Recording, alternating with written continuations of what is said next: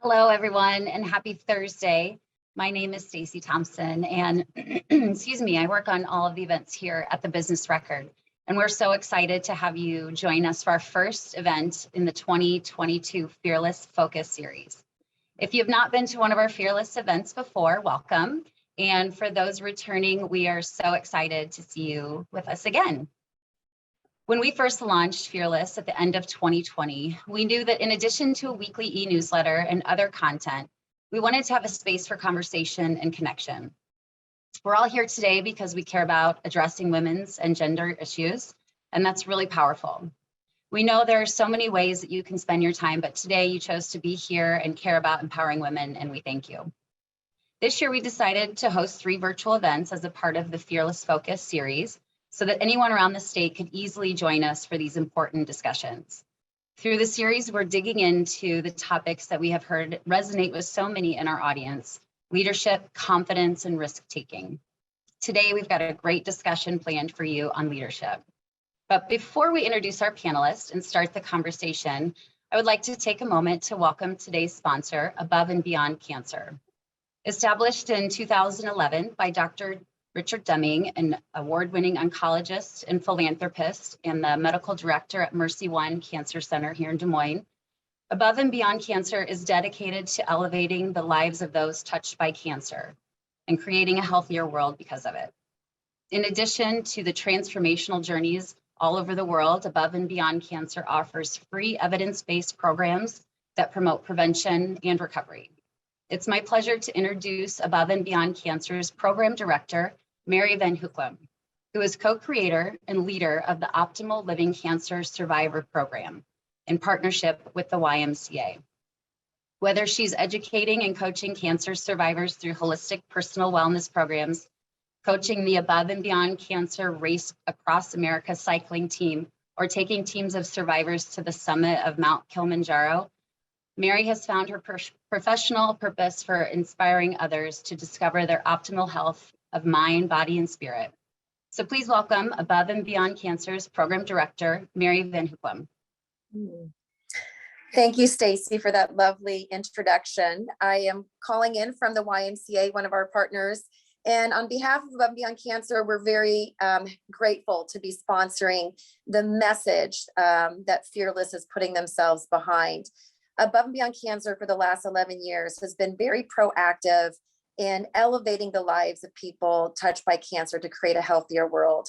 And the other things that we are doing is that as we are empowering people to become healthier, we're also allowing them to cultivate more courage and compassion and resiliency.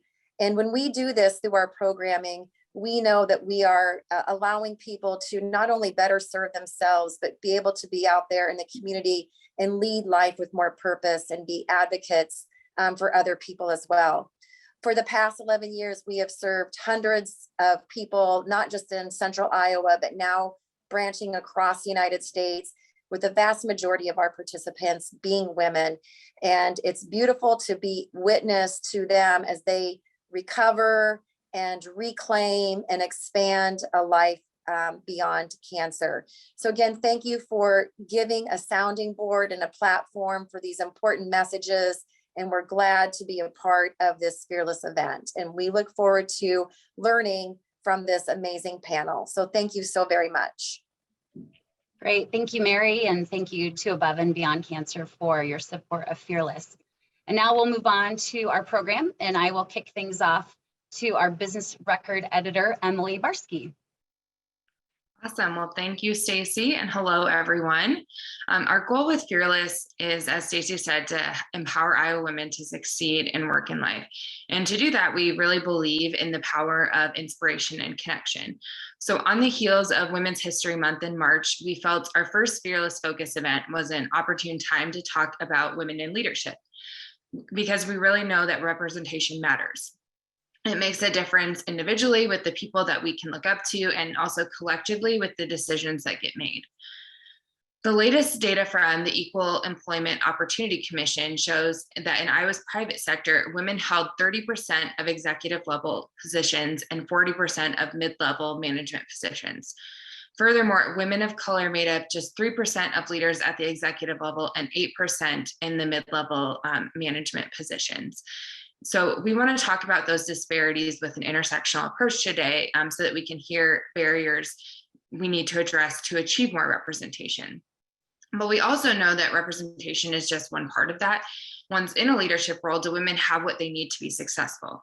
And if not, what's missing, and what can we do to have a better job of supporting female leaders?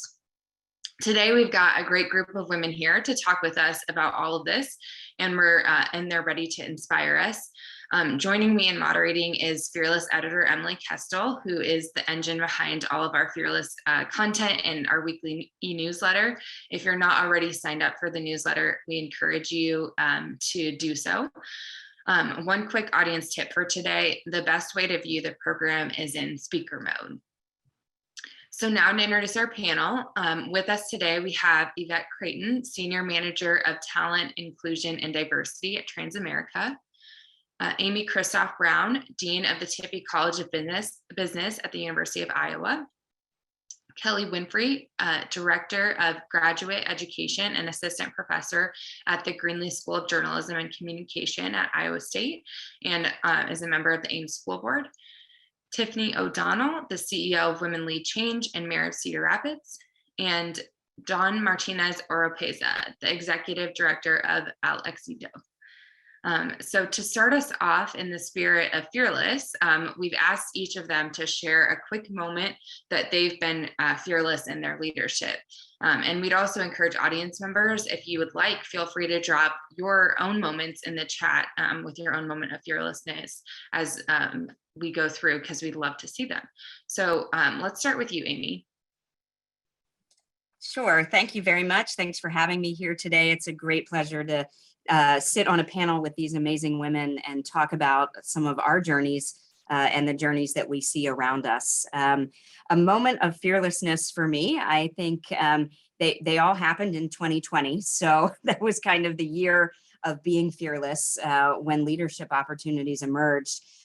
We had a previous dean who had been here for 8 years and was very, very well respected. And she chose to move on to a new opportunity, a new professional opportunity for her. And she talked to me about becoming the interim dean for the college. And I never really wanted that job. So for me, it was a moment of saying, is this the right thing for our college right now? And I ended up deciding that yes, it was. And then there were some kind of bumps along the way to getting that implemented. But knowing that I was faced with the decision, and the decision was now. The decision was not 3 years from now if I feel like I'm ready. It was today, take the decision today. And so that was my moment of fearlessness. And then the one that quickly followed was I stepped into the role of interim dean in the Tippie College of Business on March 1st of 2020. And we closed the campus down on March 13th of 2020. So I would say most of March, April, and May were moments of fearlessness sort of every day, where I worked with my team and we came to work virtually, of course, and we pursued goals of two things and two things only. And that was keep everyone safe and make sure that students are making progress toward their degrees. And so choosing to get up every day and make decisions that help that happen, those were all small moments of fearlessness that we were confronted with. Thank you for sharing. And yes, I think 2020 was a year all of us had to be fearless in some ways. Evette, do you want to share next? Absolutely. First step, unmute myself, right? So thanks so much, you guys, for one, having this conversation, and two, thank you for inviting me to the discussion. When you first posed this question, I was a little bit challenged in thinking about how I've been fearless. And in some respects, I hadn't really thought about it until you asked the question. And I think there was a very pivotal moment in my career, really early, when I was working at ACT, where I recognized an opportunity for inclusion and diversity there to really shift and to make some changes.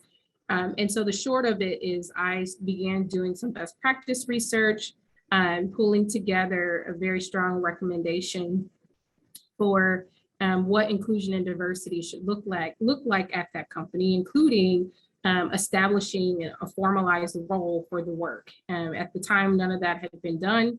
Presented that to the head of HR, was invited to present that to the senior executive leadership team. And from there was actually invited to present the strategy, the best practices, as well as this idea of a role to the board of directors.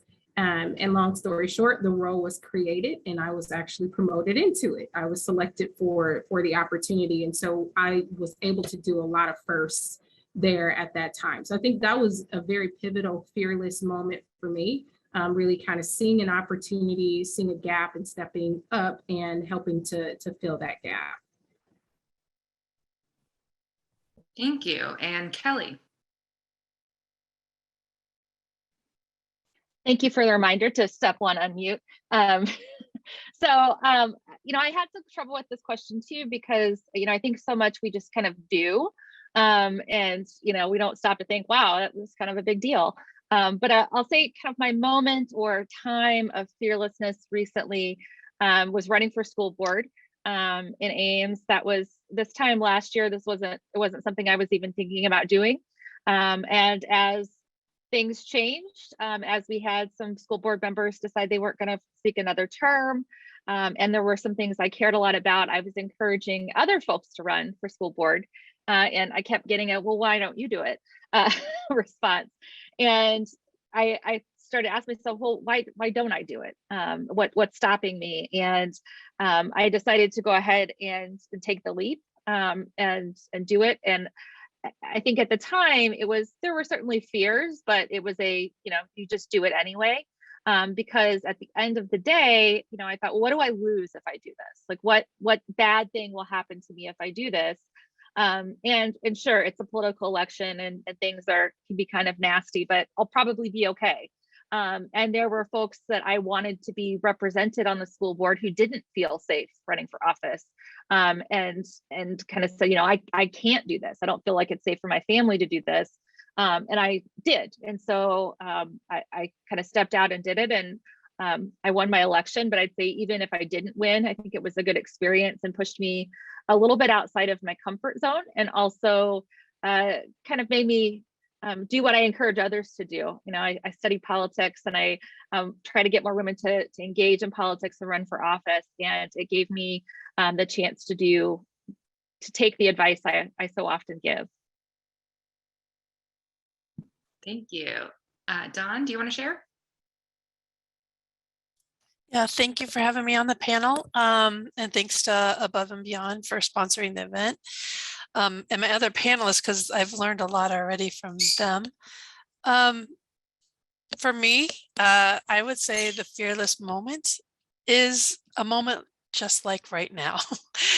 Showing up usually as one of the only Latinas that are invited into space as a speaker or panelist or meetings. It's a new thing, I think, for a lot of organizations to start including Latinos. It's taken us a long time. I do see Paula Placencia is on the call today, and there's been a lot of people like forging that way, but we're still, it's not always a comfortable space. It's not that sometimes we are not always familiar and with the culture or with there may be social economic differences, and it feels sometimes like you're walking into a separate world, and being the voice for a very large population can be difficult, and there can be haters on that side as well, of being the fact that I'm here or that I might say something out of step. So there's a lot of things that we have to walk eggshells on. And so, our organization is small. We do a lot of work, but it always isn't seen as a powerful organization because of our funding, and being in that nonprofit space is difficult. So it takes a lot of daily getting up and being fearless and keep working for our populations that we're serving. So thanks for having me here. Great, thank you. And Tiffany. Thank you. And first of all, Dawn, I just want to say, thank you for sharing that, because I think it's really easy for us to forget the weight that is often on your shoulders, unfairly so, when you're the only in the room. So I certainly want to commit to being aware of that and hope that others here hear you as well and try and lighten that load and not lean on you to do all the work. So thank you for that. It turns out I'm actually not a very fearless person. And I will tell you, I've learned that about myself. I, like many of you, maybe during COVID, had a point in my life where I recareered. And I recareered from a very established, comfortable, stable career into something I'd never done before. And sadly, I said no to it twice. And it's this job that I have right now that I've had for 7 years, the privilege of my life. And I think the work that I meant to do almost didn't happen because I was afraid of failure. And so I've learned, it's one thing I talk about a lot. I just posted something on my Facebook page that, I look fear in when you look fear in the face and give it a wink. I'm really walking that walk. I like a lot of people, like a lot of women, we know the data shows us that we want to know that we can be successful before we even try things. And we know that our male counterparts are like, we'll learn it when we get there. I was afraid to take this leap, and it was the best leap of my life. So, one thing I'll just share very briefly, I tell people, I think fear is like a muscle. I think we need to exercise it over and over. And it's you'll succeed some, you'll fail some. And guess what? When you do it a lot, you learn that the sun comes up tomorrow. The world keeps spinning, shockingly. And so when I made this step, as I self-reflect, to run for mayor of the state's second largest city, I've never been in politics, had no interest in it, just saw where there was a need for some new ideas and maybe my experience could benefit. There was nothing that could stop me. And I feel like, not having walked through the fire of fear, that may not have happened, but succeeding and failing through things that I wasn't sure I could do reminded me that, the sun's going to come up tomorrow. What's the worst thing can happen? Oh, you lose. Okay, well, you tried. So I'm working on being fearless. I think, if I'm honest, it's something that I need to continue working on. So I look forward to hearing some strategies from this other esteemed panel on how to make that happen. Yeah, thank you all for sharing. And as a reminder to everyone tuning in, if you'd like to share your own fearless moment, we invite you to do that in the chat as well. And if you have any questions for the panelists throughout the program, we definitely invite you to put those in the chat. But to start, I'd like to ask each panelist, what's one barrier that you continue to see for women that may already currently hold leadership positions in their life, or those women who want to advance into leadership positions? And Amy, I'll start with you. All right. There are barriers. There are certainly barriers that are systemic. There are barriers that are opportunities, that we are not prepped and ready for. And a lot of those things are feeling like often they're outside of our control. But I chose to go with one that is somewhat internally imposed. And I came to this decision after our conversation the other day when we kind of did our pre-meeting, because there are some internal barriers certainly that keep us from doing things. And one of those is a high level of perfection and wanting to be all things to all people, and guilt that goes along with not being perfect. And I think that is something that we as women who are stepping into professional fields feel it, but I also think women who are stay-at-home moms feel it. They don't always feel like I'm doing the parenting thing as well as I could be, and we don't always feel like we're doing the professional thing as well as we could be. And when we're trying to do all of it, none of it feels like as good as it could be. And sometimes that keeps us from doing things, and it keeps us from asking for help. So I think one of the barriers is asking for help from people who can help guide you and make you feel like it's okay to not be perfect. And, that often comes in the form of mentorship, whether it's a peer mentor that you want to look to and say, is it okay that I'm not baking the cupcakes for the preschool party? Is it okay that I'm not going to that evening event because my child has soccer practice or, dance, whatever? And mentors are really helpful for that. But, the other, I don't want to take too much of it, but finding mentors, good mentors are hard. And they're not always available when you need one. So I think looking for them and finding good mentors is key to overcoming some of those additional barriers. Yeah, thank you. Evette, do you want to go next? Sure. I think, what Amy has said is spot on. And just to kind of piggyback off of kind of that internal focus, I think oftentimes as women and women of color, all women, that we undervalue ourselves. We cut ourselves short a lot. We don't negotiate when we should, right? We don't, we often find ourselves taking on more and more responsibility without our jobs changing.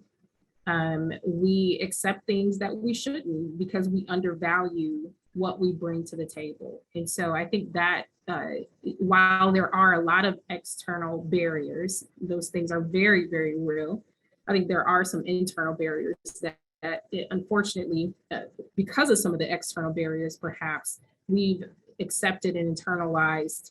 And so, certainly keeping that in mind and doing what we can by having conversations like this to ensure that we're not undervaluing ourselves. Yeah, thank you. Tiffany, do you want to go next? Sure. I think right now, if we're talking about today, I think one of the barriers that we're facing is just this virtual versus in-person work environment. We know that women were disproportionately affected during the pandemic in terms of stepping out. Many of us took advantage of that virtual opportunity and continue to take advantage of that virtual opportunity. One of the things we have to be mindful of are things like visibility, things that may suffer by not being in the room. And so I just want to highlight that, point that out to everyone, that if we're going to be in a virtual environment, make sure we are communicating early and often our goals, our expectations, raising our hand for stretch assignments, despite the fact that we're in a virtual environment, offer to be in the office for special meetings. Because visibility matters. And the last thing we want to do is see the number of women in leadership fall just because we're not in the room. That being said, those of us in leadership positions on the call, let's eliminate that barrier and make sure that we are reevaluating our review processes. As we do have virtual employees, we need to relook at what we're measuring. Take a look at how we're measuring people and what we're measuring to make sure that we aren't leaving people behind unintentionally. I will say from a personal level now, a barrier that I continue to face, certainly now in my public role, is constantly being underestimated. And I think some of that may be, I may be projecting some of that. I'll admit and I'll own a little bit of chip on my shoulder about that.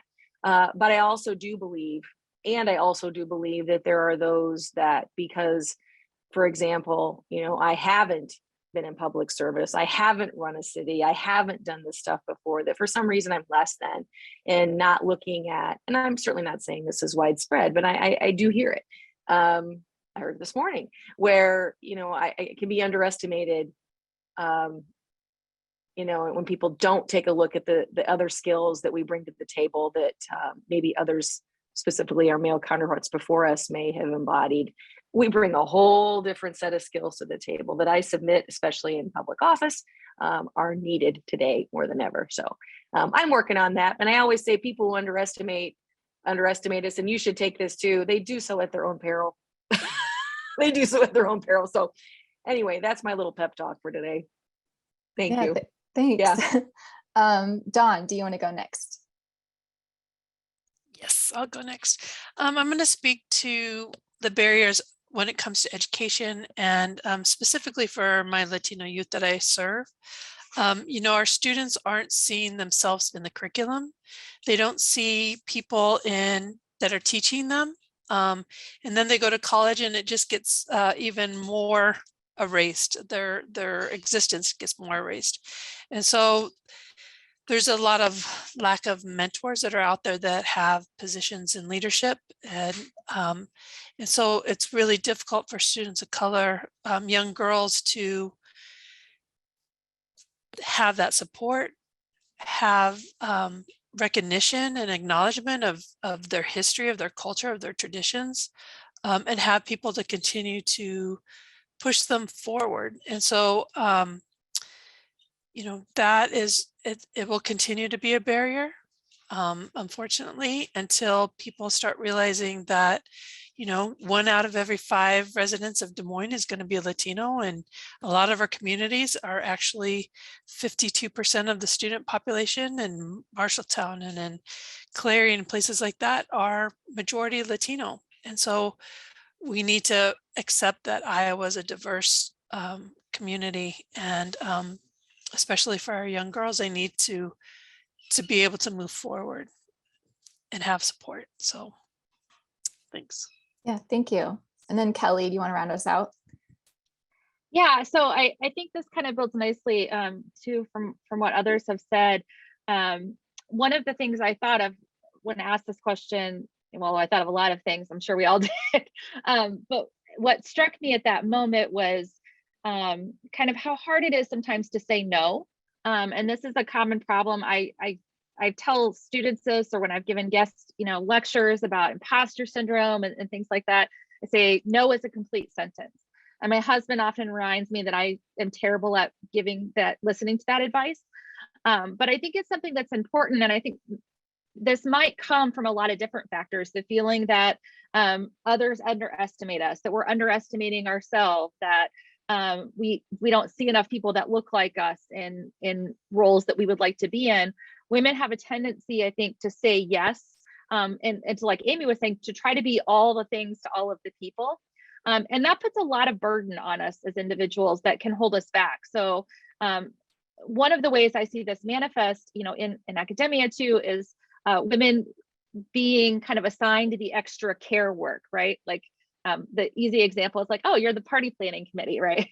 But all of those extra things, and that could be additional mentorship, but that extra work that we take on, that we need to stop and say, is this good for me, right? And to be okay saying, no, I don't have time to do that, or to delegate to someone else, and use that as an opportunity to mentor someone else as well.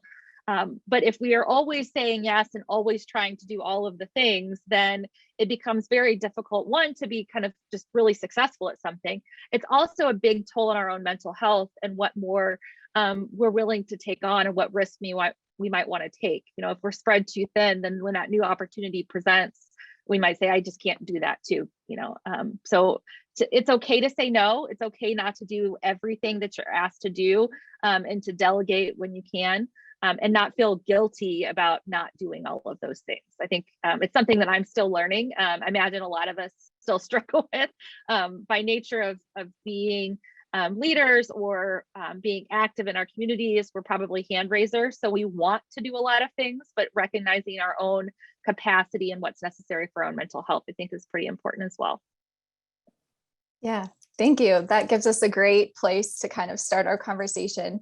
But before we go any further, I do want to look back on the topic of intersectionality that was brought up a little bit earlier. But just as a primer for those of you on the call who may not know what that is, it essentially refers to understanding how aspects of someone's identity combine to create different experiences of both discrimination and privilege, whether that's through race or class or gender or ability, sexual orientation, all of those different identities. So what are some additional barriers or challenges or experiences that women who hold one or more of these identities face in positions of leadership? And Evette, you probably work with this stuff all the time in your role. Do you want to start? Yeah, I think one of the challenges, first and foremost, is it's just not talked about enough. I think, of late, you're starting to hear more terms like intersectionality. You're starting to see organizations focus on women of color, right? Or really think about those, where those two, three or more diversity dimensions sort of intersect, and how do we educate ourselves around that? I think that's number one. I think the other thing in terms of women or gender and intersectionality of things like race and ethnicity, it's same thing, we just don't talk about it enough. I am so pleased to see, though, over the last couple of years that it's been brought in as part of the narrative, right? So when we look at things like differences in pay, right, where historically it was just, you know, differences between men and women, we're actually now starting to see the breakdown by race and ethnicity, to then also address that those differences impact different ethnicities within ethnicities and races that identify as women differently than perhaps maybe white women. And so just, you know, calling that out and acknowledging it and having conversations around it is a very important first step. We do have to also create space to really understand those perspectives and challenges. Personally, you know, gender has always been something that, you know, has been a challenge being a woman. But what is most of the time at the forefront for me in those challenges is often my ethnicity, my race. Being an African American sometimes comes across in my experiences much louder, and challenges often feel, you know, much more connected to that in navigating a corporate environment or whatever it might be. So that's Evette's 2 cents in my experiences, but I hope that helps. Yeah, thank you. Dawn, do you have additional 2 cents to add? I think Evette got it, and I think I've talked a lot about it already. You know, there is this, I'm going to put a shout out for the intersectionality of coming from a nonprofit, a small nonprofit. I think that if anyone's on this call working in the nonprofit field, especially with ethnic-based organization, we're often brought out for photo ops and for media ops. But I continually hear other organizations getting, you know, oh, they just gave us $10,000, or, oh, I got a check. But instead for us, it's oftentimes, can you come and we'll have a photo op, or can I put your logo on our wall? Or they're not taking the organization as seriously. I would say for ethnic-based refugee and immigrant run organizations, we're called upon to diversify a media opportunity. We're called upon to sit on be that check mark on a meeting or a planning session. But because we've chosen the field of nonprofit, even though I'm working 6 days a week, which is another topic we could talk about, 10-hour days, I'm doing the same amount of work as other EDs, but it's not held in such high esteem. And so there's that barrier as well, I think, for a lot of nonprofit leaders. So. And Emily, can I just add something as well? Because I think, in terms of, having this conversation and as I mentioned, just that it's even being discussed, or that there have been more efforts to think about intersectionality. I will say that within Transamerica, we do have 12 employee resource groups, and we have a women's impact network, and we have a number of ERGs that are centered around race and ethnicity. We have a proud employee resource group as well for LGBTQ IA and IA+.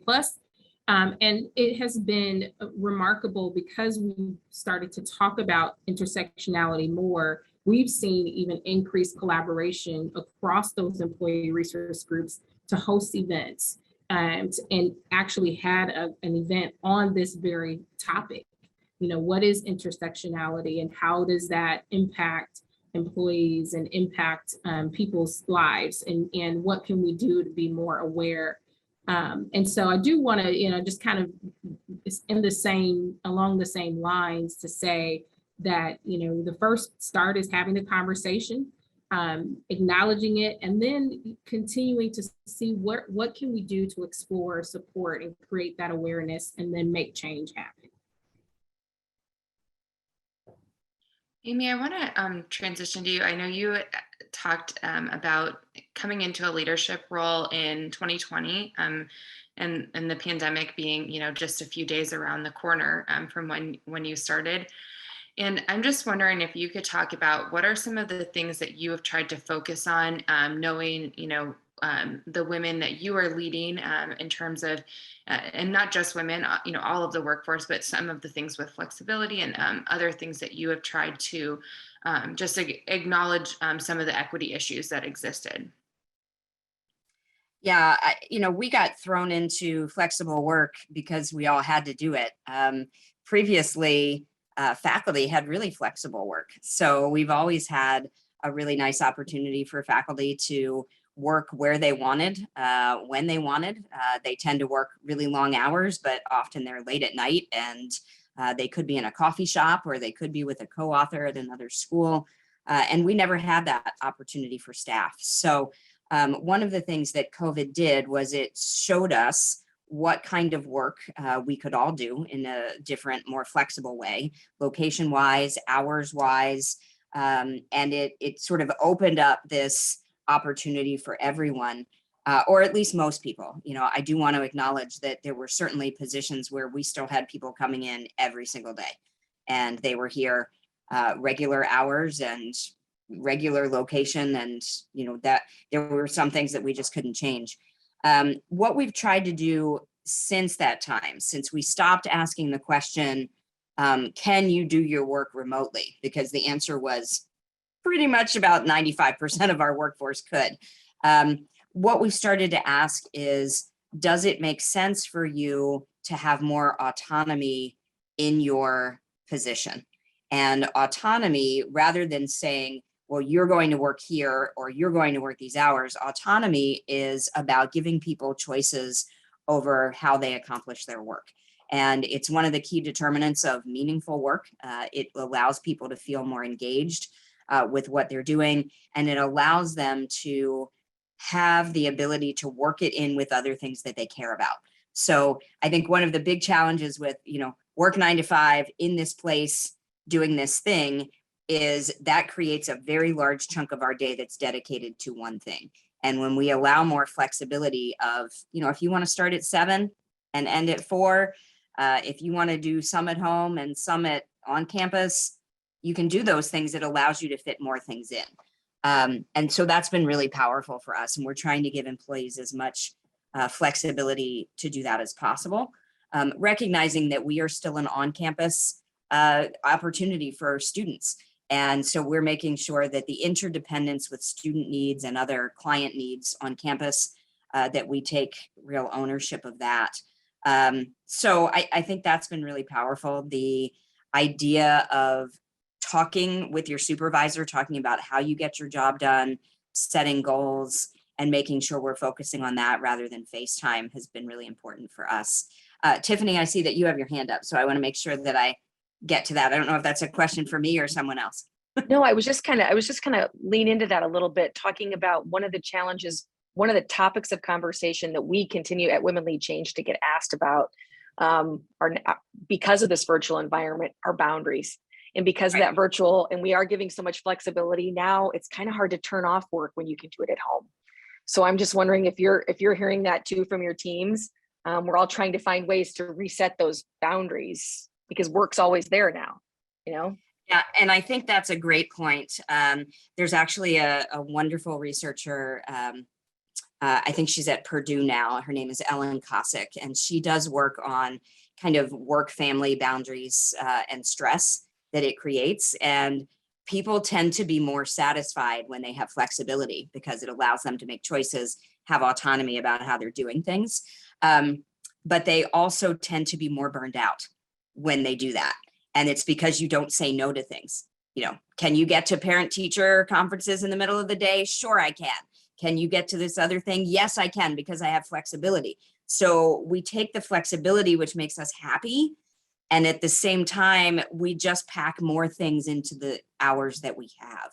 And it makes us initially happy because of the fact that we got to do all the things we wanted to, but it burns us out. And so being able to draw boundaries, and when you say no, and I can't do that, it's really important. And faculty have learned to do that over time, because we've always had kind of that ability to have flexibility. Our staff are working on that now, and we have to be very cognizant of what we ask for. So if I'm working at 10 o'clock at night, I need to know that as the dean, I can't send an email at 10 o'clock at night, because people will feel compelled to respond to it. Some people will. And so it's me learning about how to change the way I'm working to make other people feel like they can set the boundaries that they need, and to encourage them to do so. Yeah. And I want to build off on this a little bit. And Tiffany, this will be geared toward you. So the newest EPIC corporate challenge report showed that 68% of companies have said that they've invested in resources to recruit and retain women in the workforce, which could include things like flexible schedules or parental leave policies and resources for childcare, EAPs. So I'm wondering, what are some of those workplace supports that can be put in place that really do help women in the workplace, and then especially women in leadership positions?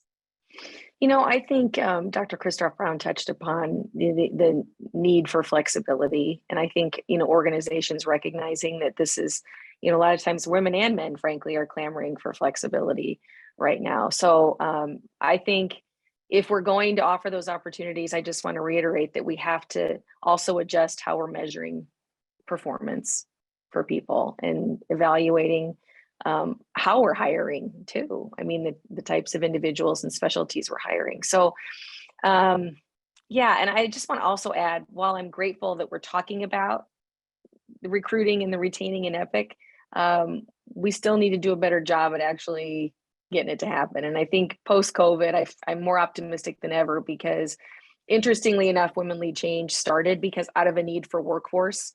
15 years ago, it was like business leaders like, we don't care who they are, what they look like, where they come from. We need people to work. And they recognized that 50% of the workforce was women. So how do we get women? We're back there again.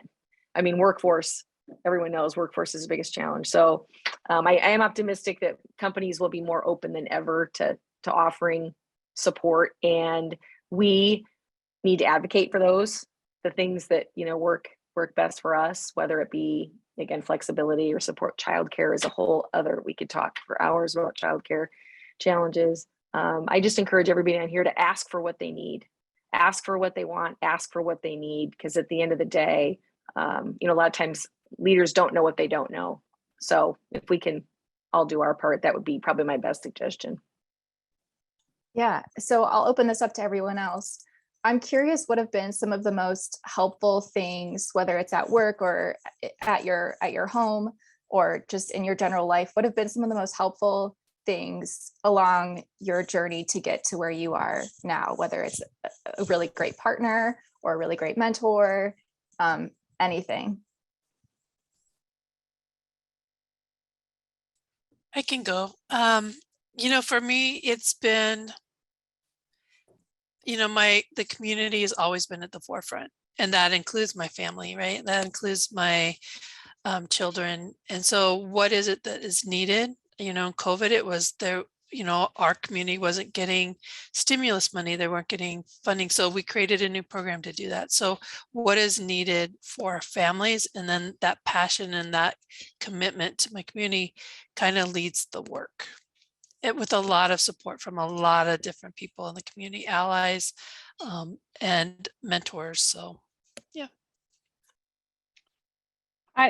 I'll add to that too, and it kind of goes off the question that you asked Tiffany as well about additional recruitment and retain for women in the workforce. I think one of the things that we often forget, and we kind of got at this a little bit, was our partners also need flexible schedules and daycare, right? Like I need my husband to be able to take our son to the doctor, not just me to have a schedule that allows that. Because some days I'm just too busy, right? And I can't be the one that's always there. So I think that a shift in our thinking about those kind of what those roles are can really help women succeed, because if we don't assume, well, women need daycare, yes, maybe some of us do, but also, we need, our husbands need it as well, in that relationship dynamic. But in terms of being helpful, I think that that's one of the things, in recognizing kind of my own privilege and all of that, as we talked about intersectionality, my husband also, he works from home. He works a 8 to 5 job, but he can take off for a couple hours if he needs to. So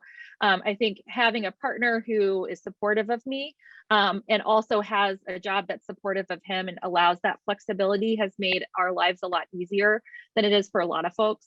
When I think about, encouraging other women to run for office, or to even talking to students about what their class schedules are going to be, thinking about what are their constraints, and figuring out how do we work around those constraints or break down those constraints. And I really liked, what I also said about asking for what you need. And the other thing I'll say, are your friends, like, are your girlfriends, like, whenever, you'd email us a question about a barrier that we had in mind, I was sitting there talking with my friend Natalie, and we had just been complaining about something that we had both experienced at different universities.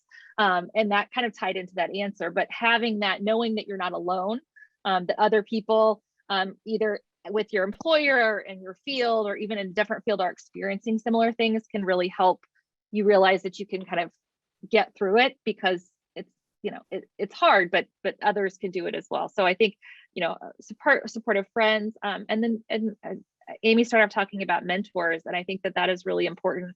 And sometimes you find them in places that you don't expect, but have conversations, get coffee with people, and you might find that you have some really good people in your corner. Yeah, I all the things that you guys are saying are just so amazing. Many things that I've used and found to be really successful. I think one of the pieces for me that has really helped helped clear up mental space, helped give me a certain level of peace, and have find kind of that happy place, honestly, is outsourcing. And I'm talking about home. So instead of feeling like I had to do everything and do it all, asking for help, hiring help in certain instances. So for example, I have 2 daughters. They have very thick, curly, beautiful hair that requires a lot of maintenance. And at some point in my career, I decided I don't have the time to be the one to have to maintain their hair. So I started sending them to the hair salon, things as simple as that. Or, looking at, having a cleaning service come in and clean every couple of weeks, instead of feeling the, pressure, or allowing that, the condition of my home that was important to me to sort of linger in my head, and instead having that peace. My husband is incredible. And so he's a big part of that. And then also making sure that my girls know as well that we are a team, and I am not, responsible for every little detail of their lives. They have a schedule. They know what that schedule is. They all have to play a part in being part of Team Creighton. And so that's an important thing that's really helped me, is outsourcing, asking for help, and getting my family involved so that we can all be successful, because we're all part of the same team. Evette and Kelly, you both touched upon, I'm glad you did, the importance of partners and true partnerships. I always say at Women Lead Change, if we want to really see, diversity at the top, we've got to raise our sons as well as our daughters a little bit differently culturally, have our sons expect to be true partners, whatever that looks like. That maybe we take turns in our careers, lead parents change over time, just to sort of set that expectation. And as a culture, what I've seen is, I think sometimes we can look at men who choose to stay at home, or our partners who choose to stay at home, that they're certainly for men, that maybe they're not as ambitious. You know, there's these stereotypes that follow men in the school pickup line, which is so not helpful, you know, sort of changing how we look at these partnership roles. And then I always say to my young people that I talk to, choose wisely. Because if you choose a schmuck, I can't help you. Choose wisely. Amy, did you want to go? I did. I just wanted to add 2 things to that, because Tiffany, that's the same advice I give in our women in business group all the time. You know, choose wisely, not just your partner, but your friends, you know, your company, right? All of that stuff. And when I talk about friends, I think that matters a ton, because Evette, you know, as you were sharing those examples, like those are examples of things that make a tremendous difference in your life in terms of the amount of stress that you experience. But if you have a friend who says to you, oh, I could never do that, it's really important to me to spend time with my daughters doing their hair, the guilt comes in like a ton of bricks. I've had people that say, oh, I could never send my children to daycare. I just, you know, I could never do that. And you feel it, you feel the guilt that like creeps up around it. And you don't need people saying that to you. You need people saying, that's a great idea. That way they get their needs met and you can continue to thrive and be successful in your career. So like surrounding yourself with the people that don't make you feel guilty about choices that are good for you and your family is absolutely critical. Yeah. So we're running a little short on time here. So this question will be twofold. What can we do to encourage young women and girls to be leaders in their community? And then what are ways that we can support those women leaders and those who aspire to be leaders, and maybe target that one specifically for men and other allies in the community? I'll let anyone start. I'll just quickly say, take advantage of opportunities for things like this, for webinar opportunities. I'll put in the chat, we had our Tippie Women's Summit, which is a series of events through the month of March. And we had people from undergraduate students all the way up through women on corporate boards that were continuing to participate in these conversations. And I think that's absolutely critical. And I know folks like Dawn are working with women and men even earlier in their life stage. So continued support and learning about these things matters. And I'm just going to add too, really quickly here, in order to really create a paradigm shift, our young people oftentimes have to just see it to be it. So let's set the paradigm early, whether that's taking your niece, your child, a little friend to work with you, a little friend to a city council meeting with you, or a board meeting, just really exposing that. We have a program here in the corridor called Lunch with Leaders, where we have a school that actually once a month hops on a bus, goes to a cafe, and we have leaders in our community one-on-one meet with these individuals. So again, just setting that paradigm. So really it's not a thing, it just becomes a thing that this is how it is. And I think it's being uncomfortable and putting yourself out there and meeting people that might not look like you, being vulnerable, not like, if you don't know exactly what to say to somebody, but inviting people in that are out of your circle of influence. And especially for women to be supportive of each other, and just telling somebody you did a great job and sending a little text and saying, nicely said, really makes a huge difference. So knowing that you have support. I love that, Dawn. Just having someone tell you that you did a good job, right? Like to recognize how what you've contributed. I think in terms of encouraging each other or encouraging younger folks, it's I am amazed sometimes that some of my students don't know how awesome they are. And so, I have some students that are research interns at the CAT Center. And I think part of the biggest thing in mentoring them has been helping them realize how smart they are and pointing that out to them and helping to encourage them to keep going on whatever their journey is. And so I think that's an important part, is to really just tell people that they're awesome and that they can do this, and encourage them to do those things. And then like the support, like Dawn was saying, sending the nice text or something like that, offering to help. We were talking about how we need to ask for help, offer to help. running a campaign, I was trying to do too much myself, and I had people like, no, let me do that for you. And that meant so much that people were wanting to help, because I didn't want to ask, because I didn't want to put a burden on someone. But when someone says, no, I want to, it's a lot easier to kind of delegate those sort of things.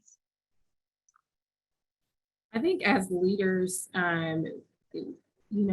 recognizing the power and influence that we have, one of the things that I truly make sure I focus on is setting people up for success, right? So you've been down a path, what kind of works, or what maybe a younger woman might need in order for them to find that success. Have those conversations with them. They don't have to go through the same challenges you went through, right?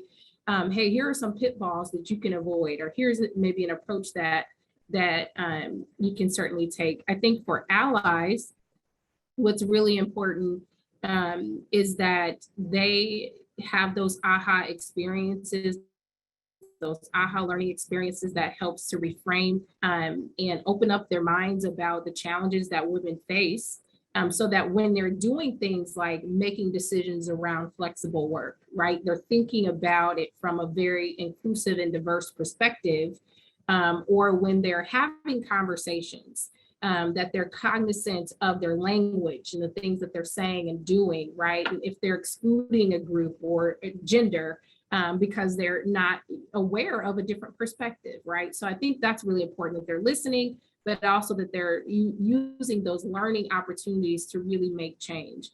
So I think that's kind of sums it up on my end. And as we kind of round things out, if we could just go around and do one quick takeaway that you all are coming away from this conversation with, and why don't we start back with Amy? Oh, a takeaway is there are so many ridiculously talented women in Iowa, and I am excited to meet with them, add them to my professional network, and I thank them for being here and sharing their insights, because the amount of talent around us is absolutely inspiring. Thank you. And Kelly, do you want to go? I'm going to second what Amy said, because I was just thinking the same thing of, if you need help or encouragement, look around, look at, the people on this panel, all of the people that are here watching. There are great people to lean on all around you. And I think if you just ask, that a lot of folks would be willing to help out. And Dawn? I'm on Tiffany's governor campaign. So whenever that happens, that's what I'm taking away. I think I would love to support you. But just all the support and all the amazing women who have come out to listen to other people's ideas and incorporating it into their practices would be wonderful. So I think change is coming, and it's a slow process. And so I'm grateful to be able to be here for that. So thank you. Tiffany? Yeah, I'm like 120 days into being mayor. Let's just get into the day. Thank you for that vote of confidence, Dawn. I appreciate that. But on that note, you are actually one of my takeaways, you and Evette today. And Evette, you touched upon making sure that we reach out to people who don't look like us, who don't, we don't have the same backgrounds. We really have to be intentional about that, because it's, it can be really easy to just, do what we know. And I call them the usual suspects, and they're important too. I mean, everyone's important. I just think we have to, as leaders, be really intentional about making sure that we are aware that there are all kinds of people out there that, are ready to be leaders. And by the way, we're just a much better place when different people are all leading the way. So continue to preach that. Great. And Evette? I would just say that the appetite for these conversations is so apparent. Not just the gender topic, but as Tiffany just said, the intersectionality piece as well. And so that just really says a lot. As a practitioner in this space, it means a lot to me. And then I also echo all the great women that are on this panel. You guys are amazing. I really enjoyed today. Awesome. Well, thank you, speakers, for being here and sharing your thoughts. Lots of great conversation today. We also want to, again, thank Above and Beyond Cancer for sponsoring. And of course, thank you to our audience for tuning in and listening, and saw lots of great comments in the chat. If you enjoyed this conversation, we encourage you to join us for the next Fearless Focus events on June 22nd at noon. We'll be talking about confidence, and on October 5th, we'll be talking about risk-taking. If you've got story ideas or feedback on today's event, please reach out to Emily Kestel. And we are a locally owned and operated business, and your support helps us continue to do work like this. Reach out to Chris Konetsky if you're interested in advertising and sponsorship opportunities.